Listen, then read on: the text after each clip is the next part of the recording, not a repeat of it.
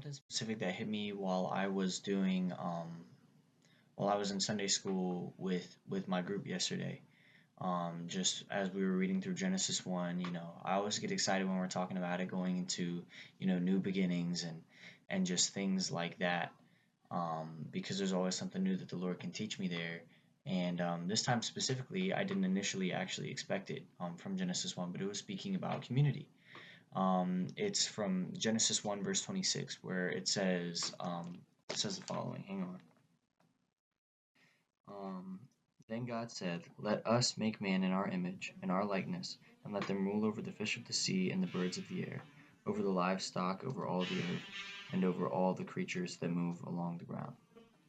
Um, and I mean, there's just so much more that I could say. The be fruitful and increase in number, fill the earth and subdue it, rule over the fish of the sea and the birds of the air and every living creature. We were all made with a very specific design from God to take care of those things and work together, and we have this glorious purpose upon us.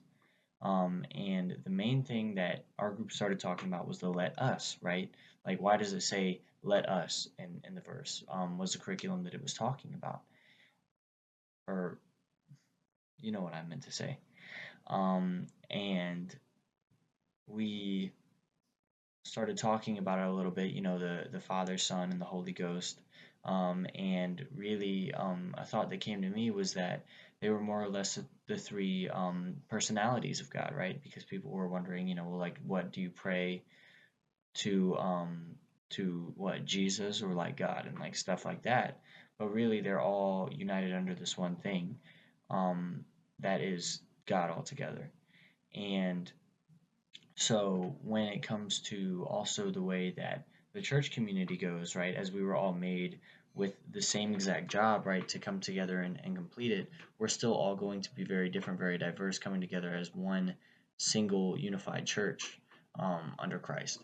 And so some people might emphasize, God the Father, or God the Son, or, the Holy Ghost. And all to simplify that I mean by that is, some people will be, extra spiritual and emotionally tethered, whereas some will just be more like, well, this is the way that things were created, and emphasizing a very simplistic, um, straightforward, still wonderful view on creation and all of the things around, whereas some will be emphasizing, more specifically the way that Jesus walked. And of course, under a perfect world, we're all going to be united with Christ or with God in such a way, one with God, that all of those things are reflected within us. But the thing about it is that that's not possible. And so, based off of the way that we were brought up, we're going to have different perceptions about the way that life is to be lived and different perceptions about the way the world is, and so act in a certain way based on how we were brought up, how we were raised. And that's perfectly okay because that's the way that God put us in our lives, right? And that's why under community, we're able to grow, bounce off of each other in so many different ways, to begin to emphasize the right things and their proper balances, right? The one thing that got me was just like I was thinking just about all of my different relationships in my life, and the way that people were made to build off of each other, and so I started thinking about the image of marriage, right? And how there was, I always at least visualized it. I can't remember exactly where it is that I got it from. This archway that is created to almost like shine Christ through when you got a husband and you got a wife and they come together to support each other like this. Is that opposites will attract, and they're entirely different people, and so by no means would marriage be considered easy to live in community and to fill that responsibility, but just in ways that are entirely unseen, it will begin to change you in a way where two people who do life entirely differently will come together and be like, okay, well, let us, right, like, let us go at this, let us take care of this, because we were made to work together, in that sense. And so whenever the spirit of power, love, and self-control is not present, but instead fear, right, you begin to see this sort of divide in community. Maybe it's complacency, or maybe it's selfishness, or maybe it's anything that would just keep us from God.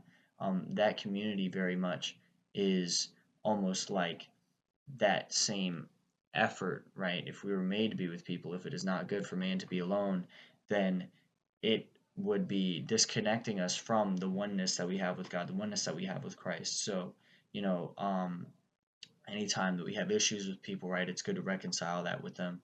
And we won't even really begin to notice how much God is God was doing, for us with somebody, until I guess it's taken for granted and then lost.